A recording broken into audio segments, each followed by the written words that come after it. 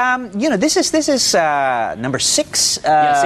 Sixth book, and hundreds of motivational talks later. Yeah. Here you are, and people still want to know your secrets. Have things, or are you constantly learning different ways to tackle the challenges when it comes definitely. to Just wealth like and happiness? speaking to you right now, I've learned a lot of things in terms of health, so I can already put that as an input. Right. Because I always subscribe to the idea. A lot of people say experience is the best teacher, but in reality, learning from other people's mistakes and experiences are the best teacher. Right. You don't have to commit all the mistake in order for you to understand it's a mistake. Right. Well, people look up to you nowadays, Chinkee, as somebody who, provides sort of guidance in terms of, like you said, wealth management, figuring out how to live life to the fullest. Yes. It hasn't always been this way for you. You haven't always had it all figured out. There was a tough start for you. Tell us about the beginning. Especially when I was young, my father's business collapsed. For 3 years out of his depression, he was only staring out of the window. Right.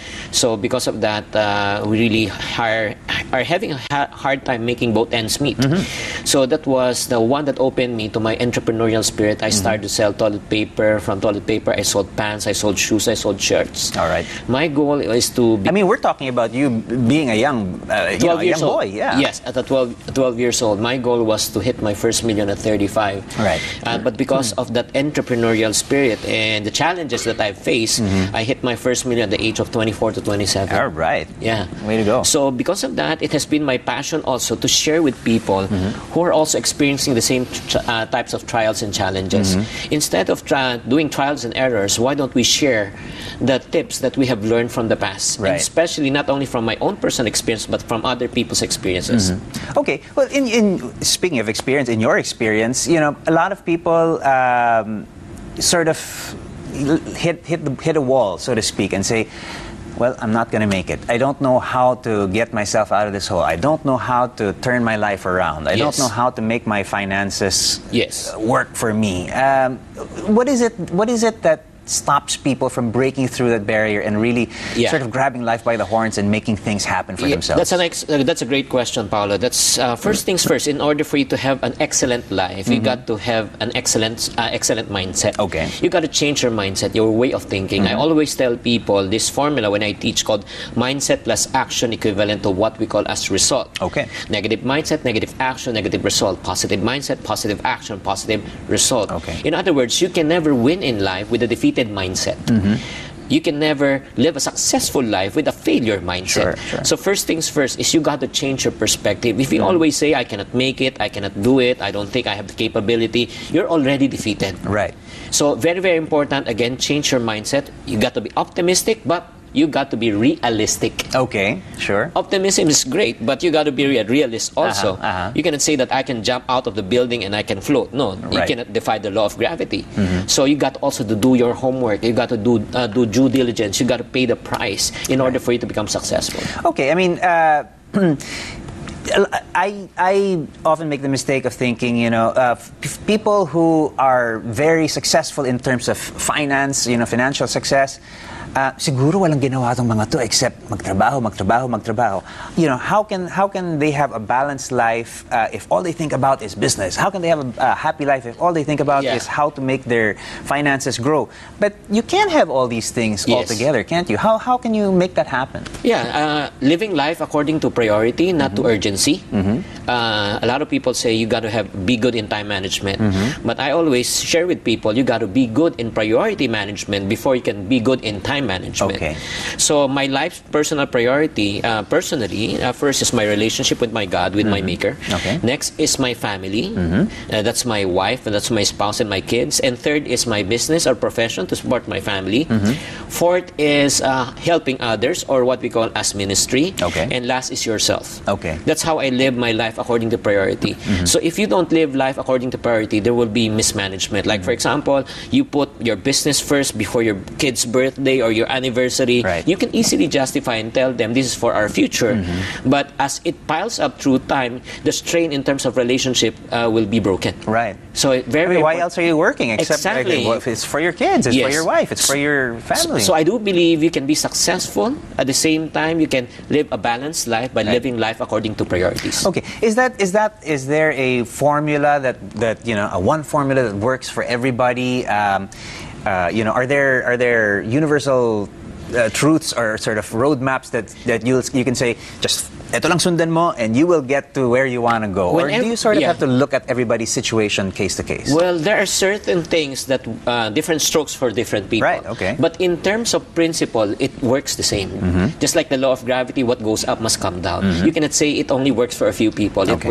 So with regards to life's principles, we just need to follow principles. We cannot defy principles. Okay. So just like life's priority, it's a principle that we need to follow. Anyone who defies that's the reason why Bill Gates, one of the most successful persons, said that even though he's successful, but actually he's a failure as a father. Okay. Because he spent more time. No professional that I've ever heard would say at his dying bed, I wish I'd spend more time at work rather than at home. Right. I've heard that, and it's so true. It rings so true. So what for you is, we've got secrets of the rich and successful. Yes. I mean, and you've separated those things. Yes. You call it rich and successful. Because not necessarily that you're rich, you have all the money, you're successful. Right. Not people who are successful have lots of money. Like, for example, Mother Teresa, she's very successful, but she's not really that wealthy. Sure, absolutely. So I do believe success and richness, it depends on the person, how he or she views success. But in this book, I shared, there are 4 key elements in order for you to become successful. A lot of people say, it's in Filipino, it's called sipag at tiyaga. You got to be hardworking and you got to be patient. Right. But that alone is not enough. What do I mean? Painters, like for some hard workers, garbage collectors are very masipag matyaga. They're very hardworking, diligent. Pero wala ka pang nakikitang bilyonaryo. Exactly. Diba? Right. So what are the 2 more elements that are missing? Sipag, tiyaga, karunungan, at diskarte. Okay. Hard work, patience, knowledge, and strategy. You got to be strategic. Okay. Even though you're masipag matyaga, but if you don't know what to do, you cannot do anything. A lot of people knows, like for example, they're very hardworking, but they don't know how to start a business. They don't know how to grow their money, so they end up broke. Right. So even though you're masipag, matyaga, you're marunong, you have all the knowledge, but if you don't have the strategic knowledge to strategize, just like what we're talking about, you have ideas, but you don't know how to make it work, it will never work. Okay. So it must be 4: hard work, patience, diligence, knowledge, at the same time strategic. Right. Well, you've been at this for a number of years. When did you first discover that, aside from being an entrepreneur, you have a way of sort of connecting with people and passing on the things that you've learned and sort of helping people, helping yourself and I started actually this career internally for my organization in 1992. Okay. I've been doing this for 14 years, but in 2006 I finally said I have to sell all my business to do this really externally. Right. So I started this career as a writer, a motivational speaker in the year 2008. So I've been doing this for 6 years. The reason why I'm doing this right now, again, it's my passion to see Filipinos to become debt-free, at the same time financially free. That's my vision. Right. So I want to help every Filipino and most of the Filipinos to change their mindset from poverty to what you call this as prosperity. Right. From living in lack to living in abundance. That's my passion. That's what they're going to learn in this summit. Right. Well, yeah. Like you said, the first step really would be to grab a copy of the book or the books that have come before this and to attend this summit that you guys have put together. This book right now is available at all the bookstores. You can grab it. Secret of the Rich and Successful. And this coming November 15, I will be with Alex Lacson. Right. Mr. Boy Abunda will be talking about career, excellence in career. Alex Lacson about country. Atom Araullo will be talking about, I think, about excellence in terms of his profession. Right. And then finally, Mr. Doug Kramer, excellence in family. Right. So this will be on November 15. For further info and details, please call the number on your screen right now for tickets. That will be November 15. Paolo, this is a one-in-a-lifetime event. I don't think it will be again. Look at the lineup that you guys have. Look at the speakers that you guys have. This will be an excellent Summit on Excellence. Yes, I don't know if this can be redone again. Right. So I just wanted to thank Chris for organizing this event, and thank you for inviting me over here, Paolo. It's a real pleasure to have you, and like I said, a very short conversation. I learned so much, and it's nice to hear that there's a nice trade of learnings, and I think that really is the secret to your success. Thank you. Thank you so much. Looking forward to leafing through this particular copy. Thank you for signing this for me, and good luck on this summit. Thank you so much. Thank you, Paolo. Thank you so much. What a pleasure.